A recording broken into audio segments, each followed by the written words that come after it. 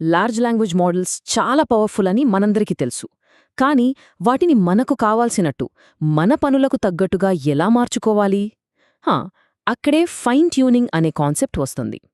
ఈ విశ్లేషణలో మనం అసలు ఈ ఫైన్ ట్యూనింగ్ అంటే ఏంటో లోతుగా చూద్దాం. ఫుల్ ఫైన్ ట్యూనింగ్ దగ్గర్నుంచి లోరా వరకు ఈ టెక్నిక్స్ ఎలా పనిచేస్తాయో తెలుసుకుందాం. సరే, అసలు సమస్య ఏంటో చూద్దాం. మన దగ్గర ఒక జనరల్ ఏఐ ఉందనుకోండి. దానికి ప్రపంచంలో చాలా విషయాల గురించి తెలుసు. కానీ దాన్ని ఒక స్పెసిఫిక్ ఫీల్డ్లో, అంటే ఒక మెడికల్ డయాగ్నోసిస్ చేయడంలోనో లేకపోతే లీగల్ సలహాలివ్వడంలోనో ఒక ఎక్స్పర్ట్గా ఎలా మార్చాలి? ఇదే మనమిప్పుడు సాల్వ్ చేయబోయే పజిల్. సాధారణంగా మనకు దొరికే పెద్ద లాంగ్వేజ్ మోడల్స్తో ఒకటే సమస్య. వాటిని మనం ఒక తెలివైన స్టూడెంట్తో పోల్చొచ్చు. ఆ స్టూడెంట్కి అన్ని సబ్జెక్టుల గురించి కొద్దో గొప్పో తెలుసు, కానీ ఏ ఒక్క దాంట్లోనూ పీహెచ్డీ లేదు. లాంగ్వేజ్నైతే బాగా అర్థం చేసుకుంటాయి, కానీ ఏ ఒక్క ఫీల్డ్లోనూ స్పెషలిస్ట్ కాదు. ఈ సమస్యకు మనకు వెంటనే తట్టే మొదటి సొల్యూషన్ చాలా సింపుల్. అదేంటంటే ఫుల్ ఫైన్ ట్యూనింగ్.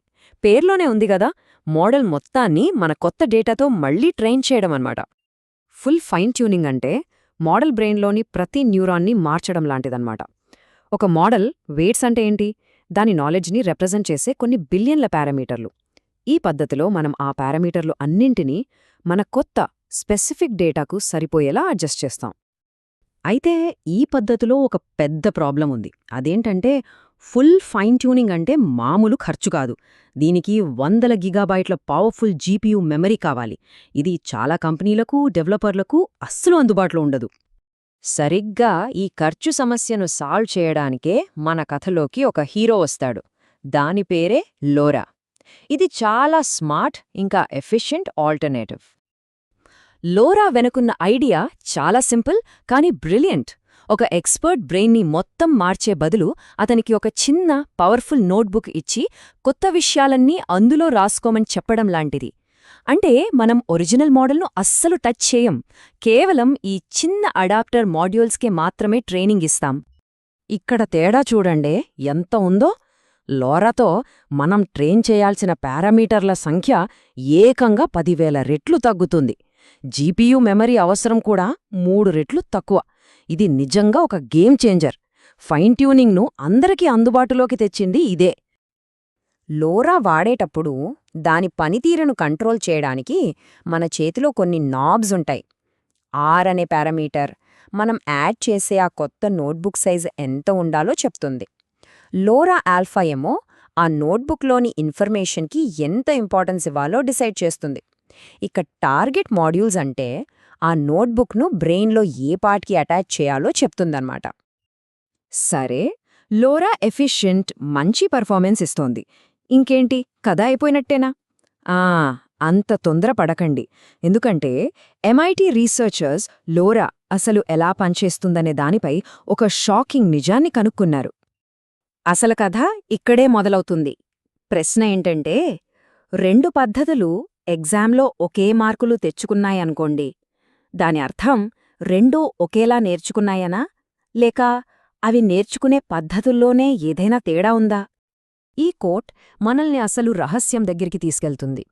రీసెర్చర్స్ ఏమంటున్నారంటే మోడల్ లోపల వెయిట్స్, స్ట్రక్చర్లో చాలా భిన్నమైన తేడాలు గమనించారట. అసలు దీని అర్థమేంటో ఇప్పుడు చూద్దాం. ఇక్కడే అసలు విషయం బయటపడుతుంది. Intruder dimensions. దీని అర్థమేంటంటే లోరా కేవలం పాత నాలెడ్జ్ని పాలిష్ చేయట్లేదు. అది మోడల్ బ్రెయిన్లో కంప్లీట్గా కొత్త పవర్ఫుల్ దారులను క్రియేట్ చేస్తోంది. ఈ కొత్త దారులు పాత నాలెడ్జ్తో సంబంధం లేకుండా కేవలం మనమిచ్చిన చిన్న డేటాసెట్ నుండే ఏర్పడతాయన్నమాట. దీన్నే ఫుల్ ఫైన్ ట్యూనింగ్తో పోల్చచూద్దాం.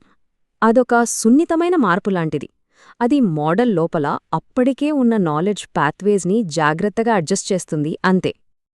కానీ లోరా అలా కాదు. ఇది పూర్తిగా కొత్త, డామినెంట్ పాత్వేస్ని చొప్పిస్తుంది. ఇవి కొన్నిసార్లు ఒరిజినల్ నాలెడ్జ్ని కూడా డామినేట్ చేసేస్తాయి. సరే, ఈ కొత్త విషయం వల్ల మనకు ప్రాక్టికల్గా వచ్చే ఇబ్బందులేంటి? అసలు ఈ తేడా గురించి మనమెందుకు పట్టించుకోవాలి? ఈ ఇంట్రూడర్ డైమెన్షన్స్ డామినేషన్ వల్ల కొన్ని సమస్యలొస్తాయి. మోడల్ తన పాత నాలెడ్జ్ని మర్చిపోయే ప్రమాదముంది. అంటే ఒక్క పనిలో ఎక్స్పర్ట్ అయి మిగతా విషయాల్లో వీక్ అయిపోతుంది. మనమిచ్చిన డేటాకు సంబంధం లేని కొత్త సిచ్యువేషన్స్లో సరిగ్గా పని చేయకపోవచ్చు. అయితే భయపడక్కర్లేదు. దీనికి కూడా ఒక సొల్యూషన్ ఉంది. మనం ముందు మాట్లాడుకున్న ఆ నాబ్స్ అంటే హైపోపారామీటర్లను సరిగ్గా అడ్జస్ట్ చేస్తే ఈ సైడ్ ఎఫెక్ట్స్ని కంట్రోల్ చేయొచ్చు. దీనికి ర్యాంక్ స్టెబిలైజేషన్ అనే టెక్నిక్ హెల్ప్ చేస్తుంది. ఈ సొల్యూషన్ ఎంత సింపులో చూడండి. స్కేలింగ్ ఫార్ములాలో ఆర్తో డివైడ్ చేసే బదులు స్క్వేర్ రూట్ ఆఫ్ ఆర్తో డివైడ్ చేస్తే సరిపోతుంది. ఈ చిన్న మ్యాథమెటికల్ చేంజ్ ఆ కొత్త ఇంట్రూడర్ డైమెన్షన్స్ ప్రభావాన్ని తగ్గించేసి మోడల్ను మరింత స్టేబుల్గా, నమ్మకంగా మారుస్తుంది. కాబట్టి ఇక్కడ మనం నేర్చుకోవాల్సిన ముఖ్యమైన పాఠం ఒకటుంది. ఒకే టాస్క్లో మంచి పర్ఫార్మెన్స్ రావడం ఒక్కటే ముఖ్యం కాదు. మనం ఎంచుకునే పద్ధతి, అసలా మోడల్ ఎలా నేర్చుకుంటుంది, ఏమి గుర్తుంచుకుంటుంది అనేదాన్ని పూర్తిగా మార్చేస్తుంది. ఇదొక ట్రేడ్ ఆఫ్ అన్నమాట. చివరగా ఈ ఆలోచింపజేసే ప్రశ్నతో ముగిద్దాం. ఒక కస్టమ్ ఏఐని తయారు చేస్తున్నప్పుడు ఒకే ఒక్క బెంచ్మార్క్లో టాప్ పర్ఫార్మెన్స్ ఇవ్వడమే మన లక్ష్యమా, లేక అది ఎలా నేర్చుకుంటోంది అంటే దాని స్టెబిలిటీ, దాని మెమరీ, దాని రోబస్ట్నెస్, లాంగ్ రన్లో ఇవి ఎక్కువ ముఖ్యమా?